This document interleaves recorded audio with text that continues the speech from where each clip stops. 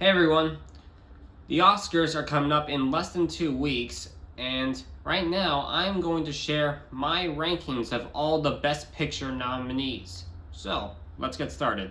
This list will go from worst or weakest to best. And then in the end, I will pick the top 2 or 3 that I believe will be the main winners. Number 10, Licorice Pizza.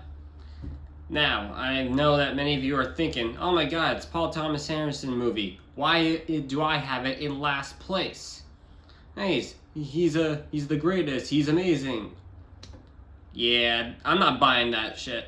Everybody has their ups and downs. Now, he's had his ups during his earlier movies. I mean, I think Boogie Nights is probably his best movie. I still have not seen There Will Be Blood, but I will soon. However, unfortunately, those are not this year's nominees and do not fall into this whole debate. This year, unfortunately, he decided to do another controversial movie, the storyline, where, like, it's intriguing, where, like, a movie that's supposed to be a nostalgic drive down Hollywood, kids growing up, maybe trying to be entrepreneurs. But instead, he decides to make the main storyline an inappropriate relationship with a 15-year-old boy and a 25-year-old girl, where he is constantly trying to hit on her and try and, well, screw her in a way. And she is just like playing with it and going with it, and at times the whole storyline and the characters, they're encouraging it. And technically, stories like that are the one you're supposed to look at it as like the conflict that it should be dealt with and eliminated, not to be encouraged. Then there's also like additional inappropriate like jokes with that controversy from that talking about the guy making fun of the Asians with their accents. I wasn't too ticked off from that at first. However, I do see I did see it as being a bit problematic, and I feel like it's not okay unless that guy actually suffers, and since he didn't, it doesn't help. And also, it's misleading title, because this isn't really that much of a spoiler. The Licorice Pizza, I know that that it used to be like a store, and it is not mentioned once in this movie, not even shown at all. So, yeah, very misleading, and it's just like a big mess. Now, it may have some points with like, with some of its cinematography and some of its like production design and some bits of nostalgia, but unfortunately, it's just a jumbled mess. That's of a movie with unlikable characters that just don't connect. Like a weak storyline, not that impressive dialogue, poor character development, and it is just uninspiring. The only thing that it seems like it's inspiring is Paul Thomas Anderson saying that 15-year-olds and 25-year-olds should date and have sex with each other. That's basically that's what it comes off as. And also, if this isn't sinking into your head right now, think of it this way. What if the 25-year-old was a man and the 15-year-old was a girl? You see? It's a double standard. And that's not okay. If the ages were only like 3 years apart, or like she just graduated high school, it wouldn't be that big of a deal. But it'd be still a little questionable, but it wouldn't be like as problematic, because 3 years gap, especially if you knew each other in high school, is not that big of a deal. But unfortunately, this time, it's just creepy, and it's just both creepy and being a predator, and also an additional one, stalker. So, yeah. Number 9, The Power of the Dog. I bet that is a bit surprising to you guys as well, because on the award leaderboards, Power of the Dog is like in the lead with like, and throughout all over the place. I mean, it's been like labeled best film of the year on like almost every chart. or all around the world. Well, mostly anyway. However, it doesn't deserve its widespread acclaim because a way to describe it is a cowboy, a rancher, and siblings in slow burn drama that does not pay off. Despite its outstanding cast, its solid directing, and the scenery, which is nice, it just hits all the wrong marks, especially in the writing. With its story that's just not super great. Its pacing is problematic. It felt like it could have been 30 minutes shorter. It also has a lack of inspiration, motivation, and in any messages that are in it are completely flat, or they're just not obvious, or they just don't. It's kind of back to what I said before. They do not hit the marks. It's just like it just doesn't work. Because it does not work and doesn't hit all the marks, I don't think that this deserves to win the top prize, Best Picture. And also, a little side note for Netflix, I've seen the other nominees that are all the other Best Picture nominees from Netflix, and guess what?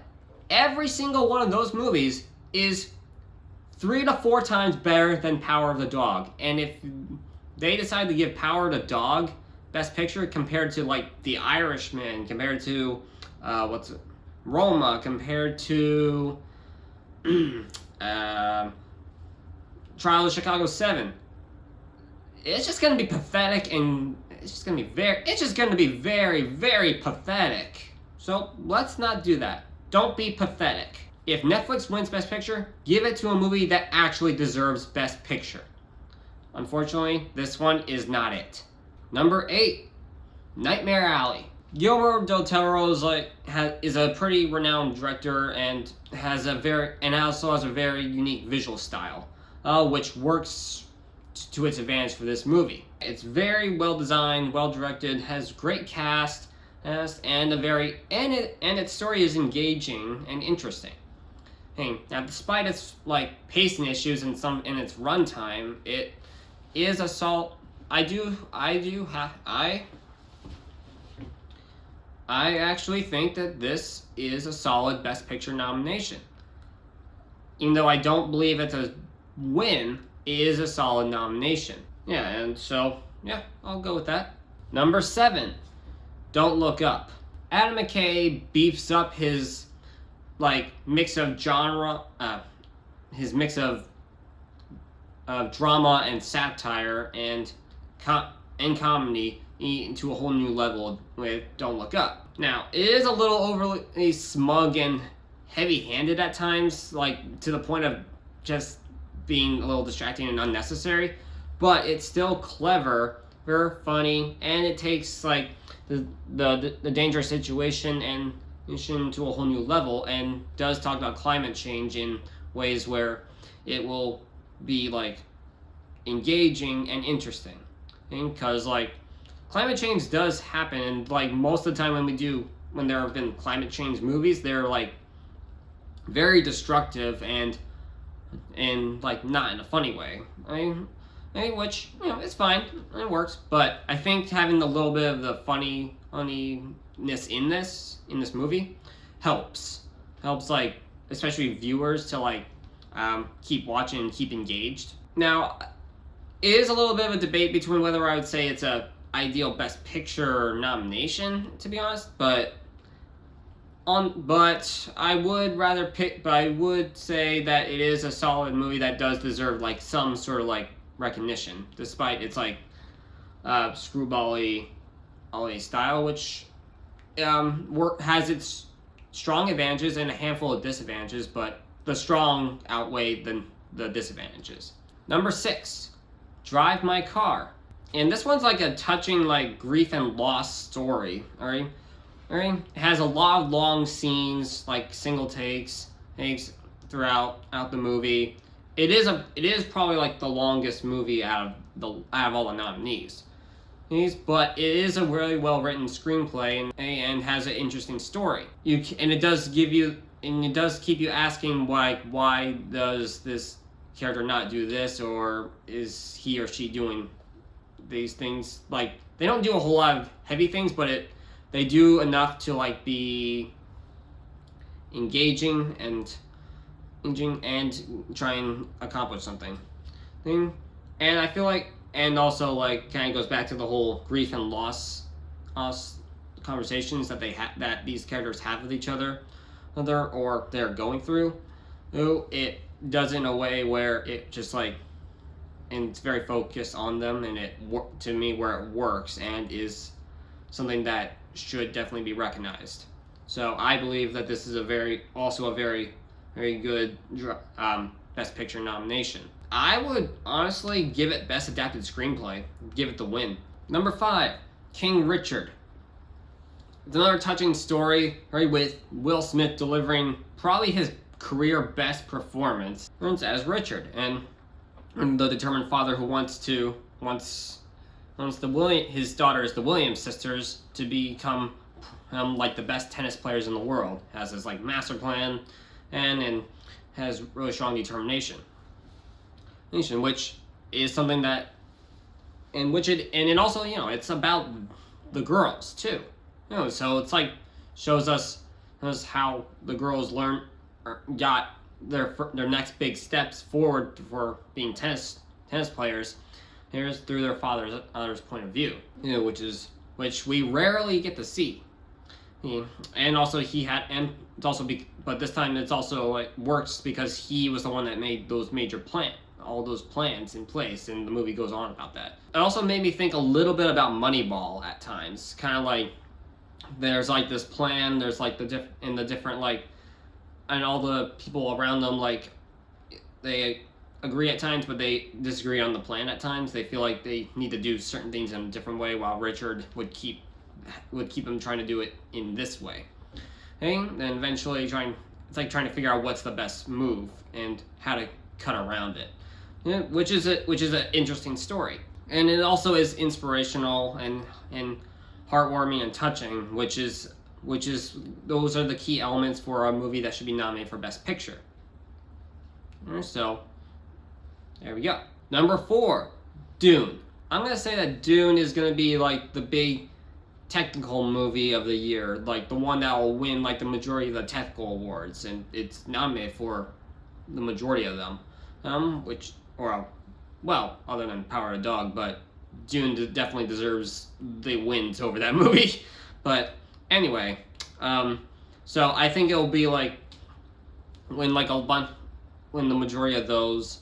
It was kind of like Mad Max won in 2016 for the 2015 movies. Which, speaking of that, I will come back to that soon because I will want to reference that in the future down the line. So Dune is like the one where like all the technical stuff, and also has adapted screenplay, and so and because of all that, it's ideal to have a Best Picture nomination. It doesn't have to be it's probably not going to be a win. It doesn't have to be a win. It just feels like it just deserves the nomination, at least because of like what it's managed to do.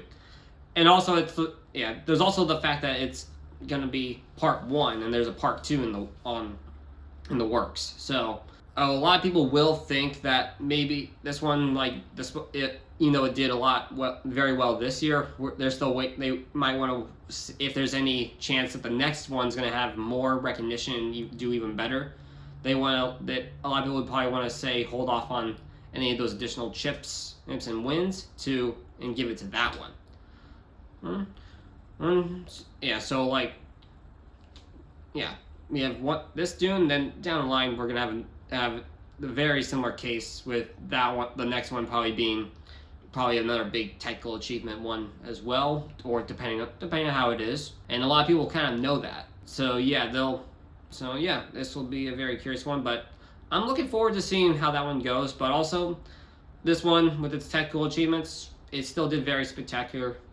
It was very spectacular, and it deserves to be my fourth ranking. Number 3, Belfast. During difficult times, family and their futures are what's most important, and that's kind of like one of the big essential things and themes in Belfast, because it's like, it's during the Troubles in Ireland, and family that's like kind of struggling a little bit, but they have their community.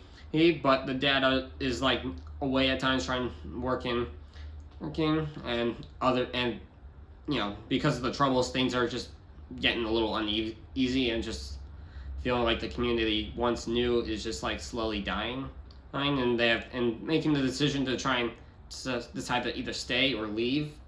It's a tough decision, and it's something that's relatable to millions of families around the world. It's also just like, it's heartwarming and funny, and and it's just like hits like a whole bunch of those marks that are Best Picture.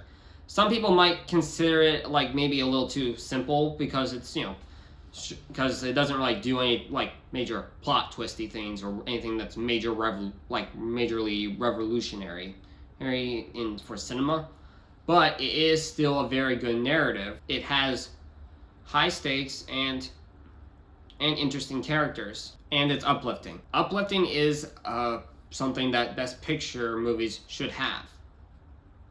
Number 2, West Side Story. A stunning and master retelling done right. Steven Spielberg is, we can all say he's like the GOAT of filmmaking, hands down. And he takes this like classic tale and retells it with heart, beautiful colors, spectacularly, and power. People will like debate between whether remakes or retelling should be acknowledged, but I think that people can talk about those other than this movie. That's the difference. There's a big difference. This is the type of story that screams Best Picture. It is an important story, and it's just like resonates. It's all around. Along with its like amazing cast, stellar directing, and cinematography, and aesthetics. It's just like it just has like all these things that screams Best Picture. And yes, it is a side note, but it is technically one of the best films of the year. Compared to that's why it's like ranked number 2 on this list, on the Best Picture ranking list. That's why it's also been on the top charts. It's why it has universal acclaim. There's all these reasons. So it deserves this acknowledgement. Number 1, Coda. And like a family drama with high stakes and strong emotion, and also shows like one of the best depictions of deaf families to this date. And it basically is like the type of family drama movie that deserves to be recognized as a Best Picture nomination or Best Picture winner. It's like it's one of the 2021's best family dramas. And right behind it is Belfast. And I guess we can say West Side Story is a little bit of family drama, just like one, but it's all because there's one family in there, but there's not a lot. But Coda shows has strong stakes with the daughter who is a Coda and who can sing, and also part of it's like her journey and decisions on what she does next, like with her life and what she does next. Does she pursue singing as a possible career in college, or does she stay with her family and continue being their interpreter with the family business? Those are like the types of stories and struggles that scream Best Picture, and this one is like one of the best ones on this list that does that. So that is the rankings on all 10 of the movies. Now I am going to discuss the top 3 that I think should be the winners for Best Picture. I think the top 3 contenders for Best Picture should be and are Coda, Belfast, and West Side Story. I think those 3 are the ones that should be the top contenders for Best Picture. Now I'm going to talk why.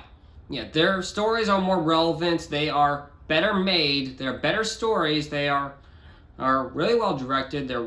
They are inspirational. They are stories that you can watch.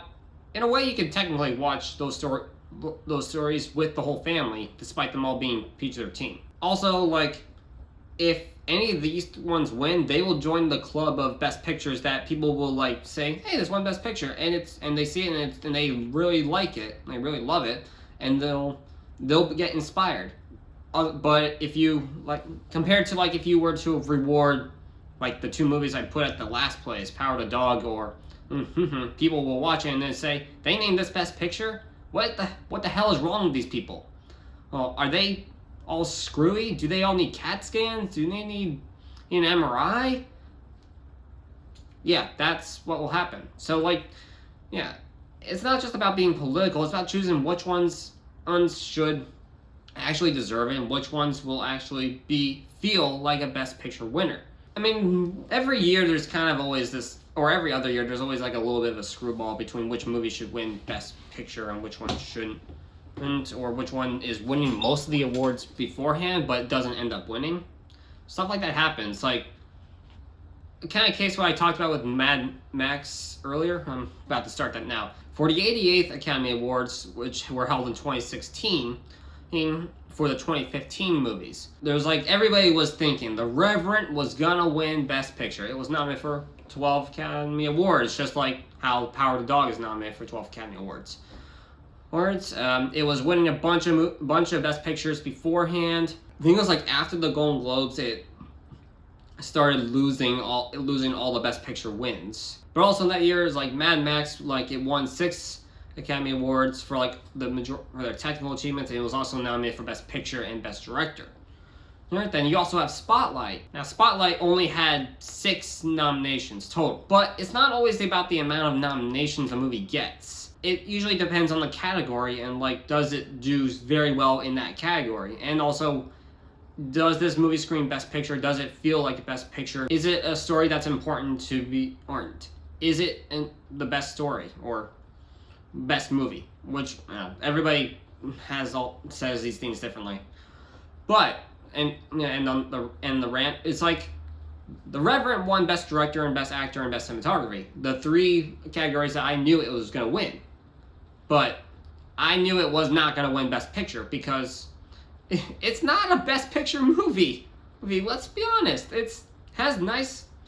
Has great technical achievements, and Leo's great in it, and I'm happy he finally won for that. But in terms of Best Picture, if people said that for The Revenant, I was like, I don't think that would hold up well. And they're right, it would not. Now, Mad Max is like kind of like similar case with Dune, where it's like it deserves like the recognition, but it doesn't deserve the actual Best Picture wins. And it also wasn't even nominated for Best Screenplay, which I mean it's kind of obvious. It's not. It's more of a directing movie rather than a writing movie. We kind of know that. But besides that, but Spotlight was nominated for all these categories. He's like director, screenplay, picture, editing, supporting actor, supporting actress, yeah. But it won Best Original Screenplay, which I knew it was gonna win. And I knew that Spotlight was gonna win Best Picture. It was like when I was watching the award show, it's like with my friends, I was the only one that knew that I was gonna win, and everybody else was like taken by surprise. And I was like, I told you guys so, haha. Well, I didn't do the haha part, but you get my point. Why I talk about this is I feel like this year it might actually be a similar case with this award show, where I think Power the Dog is going to be like The Revenant. It might win Best Director. It might win Best. It might win a tech and maybe 1 or 2 other things. Preferably not.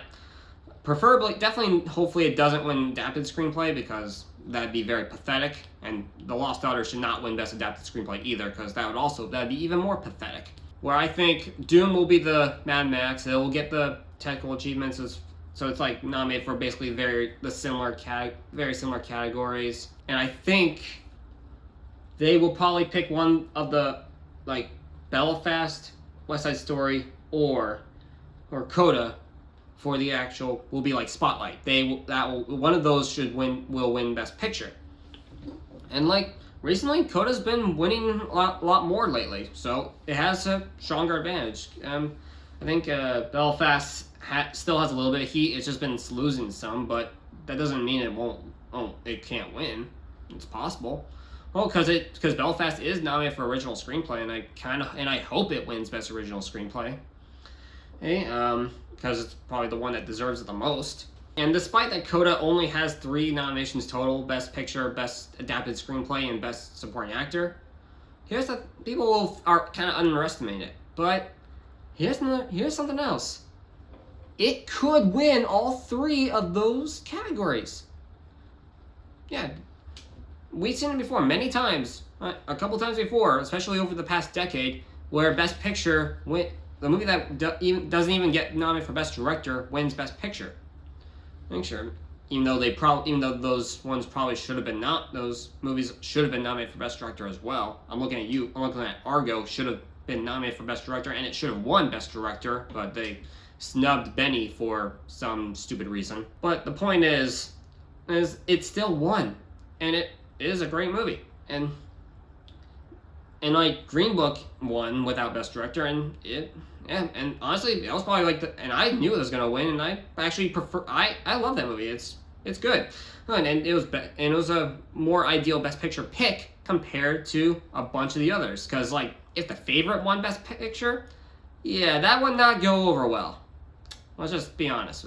Thanks for listening to my rants, and hopefully you guys agree and root for Coda, Belfast, and West Side Story for the ideal Best Picture pick wins.